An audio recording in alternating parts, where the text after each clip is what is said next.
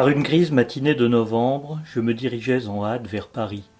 Des voitures ternes s'entrecroisaient, errant dans le paysage enlaidi d'images et de constructions difformes, dont le spectacle est toujours si pénible pour l'artiste.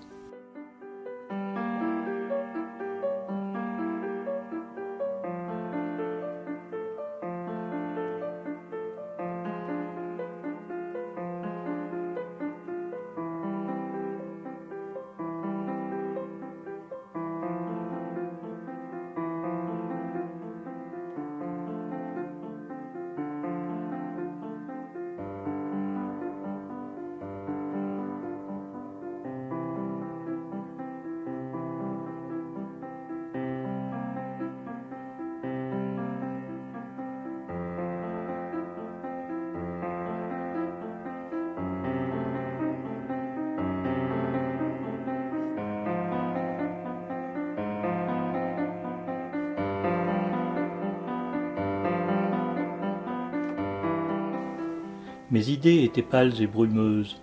La préoccupation d'un rendez-vous d'affaires, accepté depuis la veille, me harcelait l'imagination.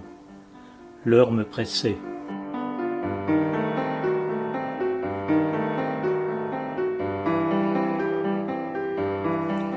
Tout à coup j'aperçus, tout justement, à côté de moi, l'entrée d'un bâtiment carré d'aspect bourgeois.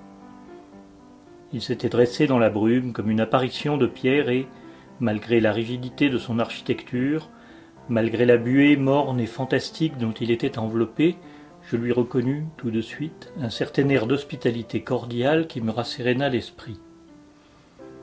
À coup sûr, me dis-je, les hôtes de cette demeure sont des gens sédentaires. Ce seuil invite à s'y arrêter, la porte n'est-elle pas ouverte?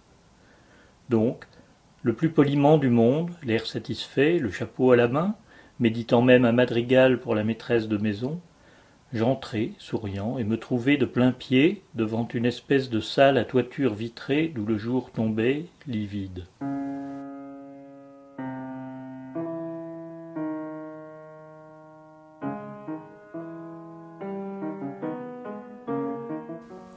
Plusieurs individus, les jambes allongées, la tête élevée, les yeux fixes, l'air positif, paraissaient méditer. Et les regards étaient sans pensée, les visages couleur du temps.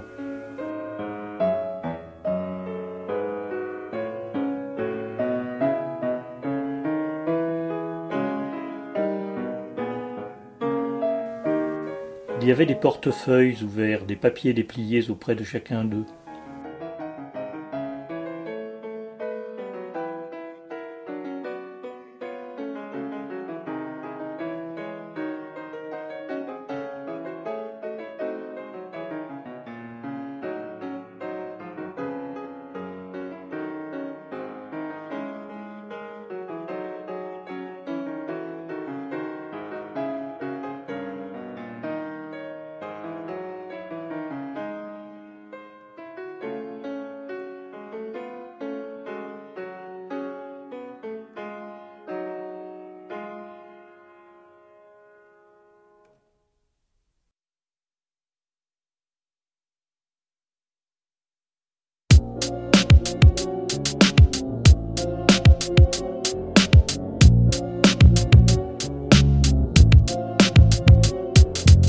Solidaires face à la merde, à la galère, sortir la tête de la misère pour que les gens nous considèrent en tant que citoyens, non en tant que chiens. La France nous ronge à un point de ne plus avoir confiance en son prochain.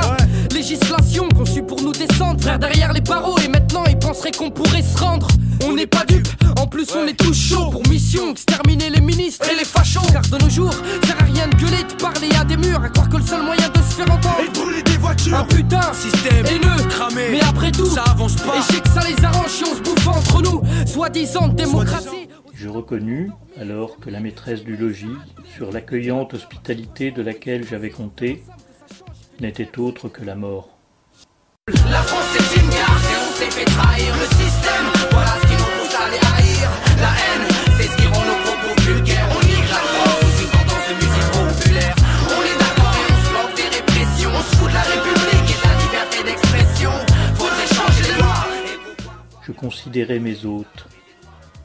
Certes, pour échapper aux soucis de l'existence tracassière, La plupart de ceux qui occupaient la salle avaient assassiné leur corps, espérant ainsi un peu plus de bien-être. Comme j'écoutais le bavardage quotidien de ces restes mortels, j'entendis le roulement d'un fiacre. Il s'arrêtait devant l'établissement. Le fiacre venait en effet de dégorger au seuil de l'édifice des étudiants en goguette qui avaient besoin de voir la mort pour y croire.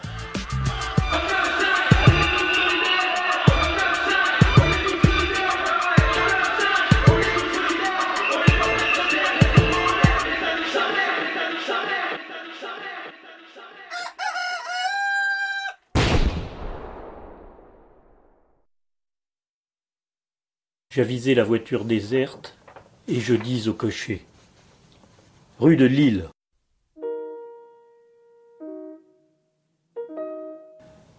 La voiture se hâtait.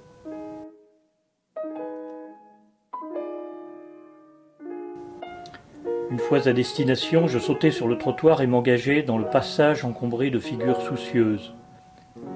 À son extrémité, j'aperçus, tout justement vis-à-vis de moi, l'entrée d'une bâtisse, aujourd'hui consumée dans un incendie célèbre, car la vie est un songe, et qui était reléguée au fond d'une sorte de hangar, sous une voûte carrée d'aspect morne.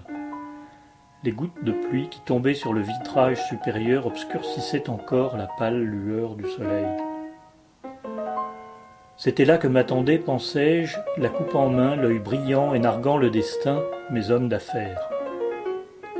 Je tournai donc le bouton de la porte et me trouvai de plein pied dans une salle où le jour tombait d'en haut par le vitrage, livide.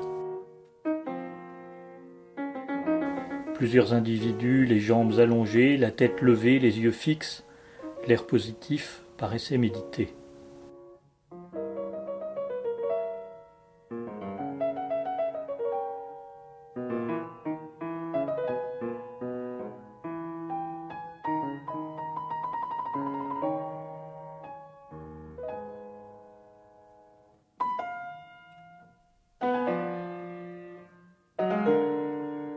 Et les visages étaient couleur du temps, les regards étaient sans pensée. Il y avait des portefeuilles ouverts et des papiers dépliés auprès de chacun d'eux.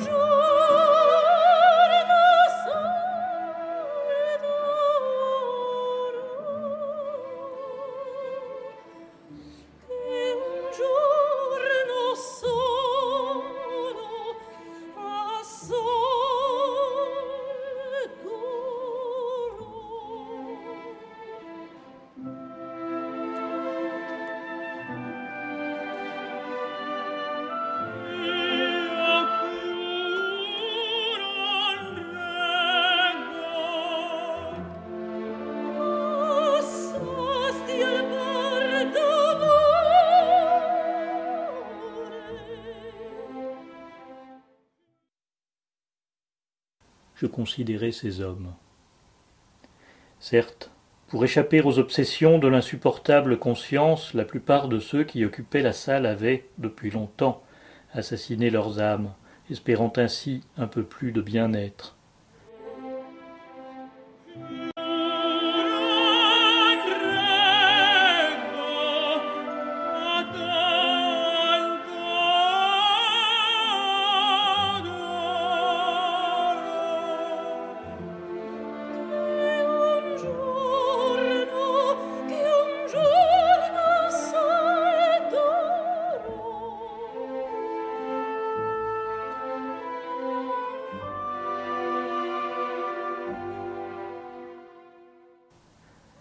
Comme j'écoutais le bavardage quotidien de ces restes mortels, le souvenir du roulement de la voiture me revint à l'esprit. À coup sûr, me dis-je, il faut que le cocher ait été frappé à la longue d'une sorte d'hébétude pour m'avoir ramené après tant de circonvolutions simplement à notre point de départ. Toutefois, je l'avoue, s'il y a méprise, le second coup d'œil est plus sinistre que le premier. Je refermai donc en silence la porte vitrée et je revins chez moi, bien décidé, au mépris de l'exemple, et quoi qu'il pût m'advenir, à ne jamais accepter le crime déguisé en affaire.